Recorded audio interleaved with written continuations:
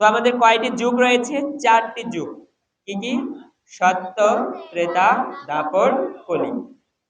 এই 4টি যুগেই ভগবান মনুষ্য জাতির সৃষ্টি করেছে। মনুষ্য মানে মানুষ। তো এই 4টি যুগে যখন মানুষ সৃষ্টি করেছে, এবার মানুষের প্রবৃত্তি হবে তার অনুযায়ী, এবং 2টি প্রবৃত্তি সে তৈরি করেছেন। কি কি? একটা হচ্ছে সুর, আর একটা হচ্ছে অসুর। এবার সুর মানে হচ্ছে দেবতা, অসুর মানে হচ্ছে অসুর। এবার দেবতা এবং অসুর, তো সেই ভাবে এই জগতে মানুষের প্রবৃত্তিও তৈরি করেছে। মানুষের প্রবৃত্তি মানে মানুষের আচার আচরণ ব্যবহার 2 ধরনের হতে পারে। কয় ধরনের? 2 ধরনের। কি কি? সুর এবং অসুর।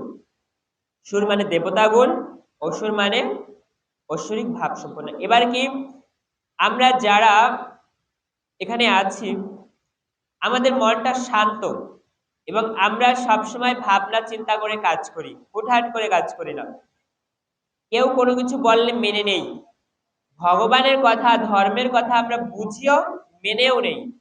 এবং মানুষের সঙ্গে ঝগড়া, মানুষের সঙ্গে বিবাদ, মানুষের সঙ্গে মনোমালিন্য, যুদ্ধ, এগুলো আমরা যারা না করি, আমাদের মনটাকে সরল রেখে আমরা সাধারণ জনসমাজে চলি, আমাদের মধ্যে কি গুণ রয়েছে? আমাদের মধ্যে রয়েছে সুর, মানে হচ্ছে দেবগুণ।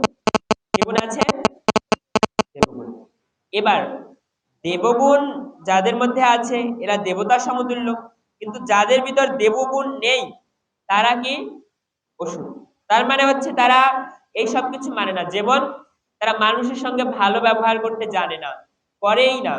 দেখবে এমন লোক আছে না, শুধু মারামারি ঝগড়া করার জন্যই ব্যস্ত।